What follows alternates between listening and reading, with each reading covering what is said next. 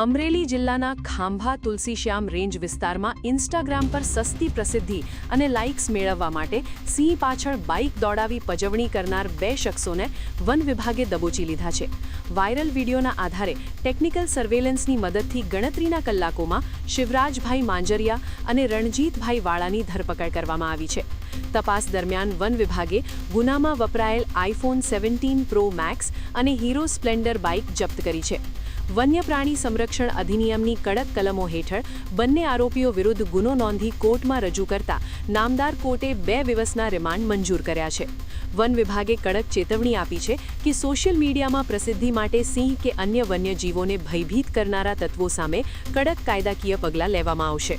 નમસ્કાર, મારું નામ કપિલ ભાટિયા છે. હું એસીએફ ઉના તરીકે ફરજ બજાવું છું.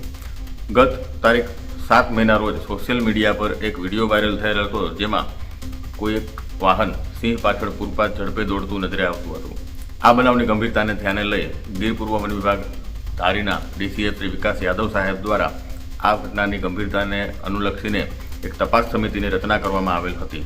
તેમના માર્ગદર્શન હેઠળ ઊંડી તપાસ કરતા આ વિડીયો નાની ધારી ગામનું હોવાનું સામે આવ્યું હતું. તેથી ત્યાંના આરએફઓ ખાંભાને આ બાબતે સૂચના આપતા તેઓ અને તેમની ટીમ દ્વારા 2 આરોપીઓની અટક કરવામાં આવેલ હતી. ત્યારબાદ આજરોજ 11/5/2026ના બંનેને ખાંભા કોર્ટમાં રજૂ કરતા 2 દિવસના રિમાન્ડ પણ મળેલ છે, જેથી આ બનાવ અંગેની વધુ ઝીણવટભરી તપાસ થઈ શકે. વધુમાં ઉમેરવાનું કે સિંહ પજવણી એ વન્ય પ્રાણી અધિનિયમ 1972 હેઠળ એક ગંભીર ગુનો છે, તેમજ આ ગુના હેઠળ 3 થી 7 વર્ષની સખત સજાની જોગવાઈ પણ છે.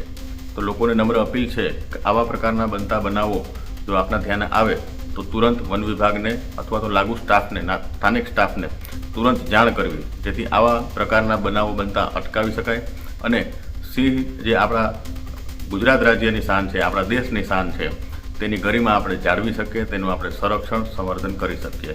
જય હિન્દ.